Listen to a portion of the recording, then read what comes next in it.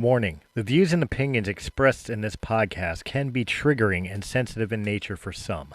The opinions and views within are solely the views of the person expressing them and do not reflect Breaking the Fourth Wall Entertainment, the panel, guests, or the platform it is released on. Listener discretion is advised. You have been warned.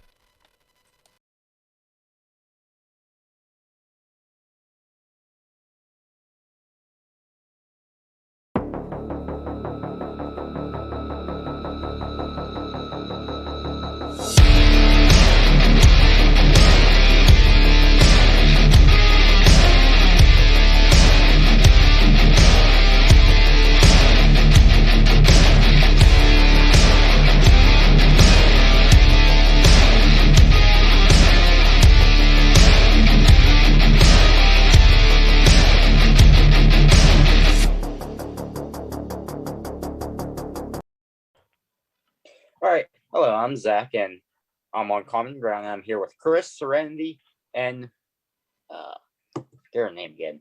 Wren. And I want to talk about how the prices of gas skyrocketed in just a matter of weeks. It's not wrong. I literally just got back from picking up my son from his mother's house, and I noticed passing by a Wawa, which I know some of you people don't know what a Wawa is. It's a convenience store that has a gas station, and within, I swear, 24 hours, it's jumped 20 cents. It's at $2.95 for regular right now. Oh wow! Right, that's $2.99. Oh, there you go. So you're 4 cents above us. What's Yeah, it like? sorry. What's it like where you guys are, Wren and Sirenity? It's about $3 a gallon. Oh wow! Diesel is actually the same price as regular unleaded right now, which is kind of odd because usually one is lower than the other. Yeah, that is weird because when I passed by the gas station, it was $2.95 for regular, and it was like $3.65, I want to say, for diesel. Supply and demand, and there's been more demand for diesel because of all the trucking. I kind of understand it, but I still think that there's underlying factors that are creating it to surge, not just the fact that it's in demand. Well, I think that's what Zack wanted to talk about, and I will give the reins back to Zack here in a minute. But you're right. But the thing is that, normally from my standpoint, and everybody here, correct me if I'm wrong, gas prices have always ebbed and flowed depending on like time of year for travel, or That's what I was actually going to bring up. Or if there's a war in the Middle East and it's raising the price of fossil fuel per gallon or per barrel or whatever. But in this particular time, there seems to be nothing to indicate why there's a rise in the gas prices. Sorry, Zack. I just wanted to point that out before we got there. Well, I was going to mention like pretty much everything you just said. Okay. Okay. Like, every year for the past 19 years that I can remember, I swear every year, like every time during the winter time, it was always just be like close to $3 or higher. And like, I know a bunch of people are trying to fully blame Joe Biden, but I know it's not 100% his fault because it just happens yearly. I would argue that there's a part of it that would be Biden's fault because Like, when Trump left office, gas was at least 50 cents cheaper. Right. You know what I mean? I'm not saying that Trump was responsible for it being lower. I'm not saying Biden was responsible for its raise, but from the point of transition of power, gas prices started to skyrocket. And I don't personally understand why. Pretty much over. What was that, Wren? Pretty much overnight. Yeah. I don't know if that's because of the Democrat party takeover of House and Senate and the transition of power with Biden. I don't know if it's the typical answer would be the greed of the oil companies. I mean, I could point out personally, and I'll get, let everybody get their opinions on this too. It seems like it happened ever since Joe Biden. This is where I'll put Biden's involvement in it. Ever since the shutdown of the pipeline, all of a sudden gas prices jumped. are we paying for the fact that it's no longer being brought in domestically? Is that the possible difference?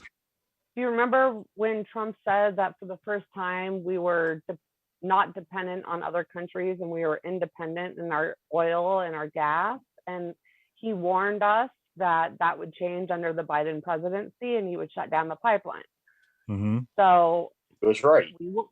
That's kind of exactly what happened is he shut down the pipeline and we're now dependent on probably Iran and Syria and all these places that are at war right now. Iran last night. Yeah. So, I mean, if we're relying on a war-torn country for something, they need to make their money to pay for their war, right? Yeah, which is another reason why gas prices are gonna skyrocket even more. Here's a question I'll pose, and it's mostly because of my ignorance. I know since Joe Biden got in, he started shit with Syria again. Is Syria involved with where we get our crude oils and fossil fuels along the same lines as Iran, Iraq, and Kuwait? I think they all share borders with each other. Okay. I wasn't sure if there was like oil fields out in Syria that were directly responsible to our fossil fuel intakes non-domestically. So that could be the war that I'm not seeing for the gas prices going up. Right. Well, like I just mentioned a little bit ago, Joe Biden pretty much sent a airstrike on a militia in Iraq. Did he really? I don't know. About that. Last night, wasn't it? It was yesterday or early this morning. Yeah, he just like bombed or something somewhere out there. So what was his reason? You think apparently they were attacking other military bases and then they hit a US base. Yeah, they hit one of our bases a few weeks ago. I would call it justified. I hate to say that. I hate to pat Joe Biden on the back, but that's a justified retaliation. If they hit our base, we got to hit them back.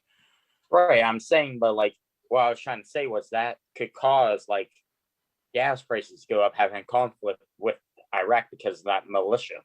True. Okay, that's fair enough. I feel bad because I'm ill-informed on that. I haven't seen anything on that yet.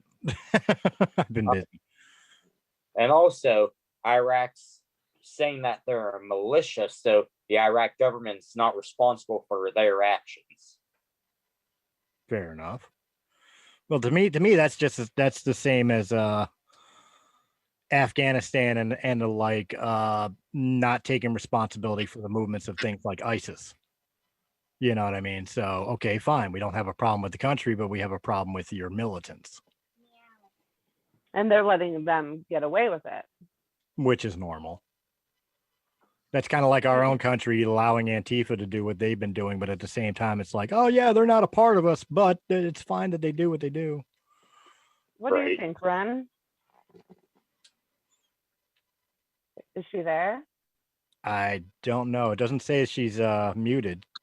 Okay. I think that the supply and demand always changes, but they haven't had to put out any ads or do anything for like a year because we've been locked down. So it should just continue on a low grade going up, and for it to go up so dramatically, like over a few days or overnight, what could be the cause of it? Because it's not like we're using up so much every second of every day that it should go up 50 cents overnight. Right. I think gas companies are actually taking advantage of us no longer being on the nationwide lockdown. So they're thinking it may be winter, but people still. Oh, she's muted. No, she's all right. She's just getting loud. I'm here. Okay. Yeah. Gas companies are seeing this as like us no longer being on like a mandatory lockdown. Take advantage of people traveling more, even though it's winter time. Yeah, but are you gonna travel less or more in winter? I mean, like usually in winter, gas prices pretty much stay the same because here it's snowing. It's really bad outside, so we're not driving to a bunch of places right now. Where are people gonna? But there's nothing to do. There's no events really to speak of. unless you're talking about maybe a place like Florida where they've certainly opened up a lot more than other places. Yeah, and they're doing it right. They've proven that this lockdown nonsense was exactly that, nonsense. It did nothing but hurt the economy, which again could also be the reason we're paying gas prices like we are. The same deal as not to go totally political, but when they raise minimum wage to $15 an hour, we're all going to pay for it in the end because they're going to jack the price of milk and bread and everything to compensate the difference for the cost of living. And Right. you know, that could be the same thing with all this lockdown. We've had less traffic. We've had less money going out to the businesses, in which case big oil's turning around saying, well, we'll make our money back now where everybody's starting to get their freedoms back. Yeah, that's what I was trying to say. Which Everyone's so desperate to go out right now. It is like they would pay whatever cost it is in order to go for a drive and get out of town, you know? well, I hate to sound like AOC, but the way you screw big oil in this time is go for walks, go for a bike ride. Don't spend the gas. Go out, get out of your house, go out, do things, but do things that, for lack of a better term, are a little bit more green.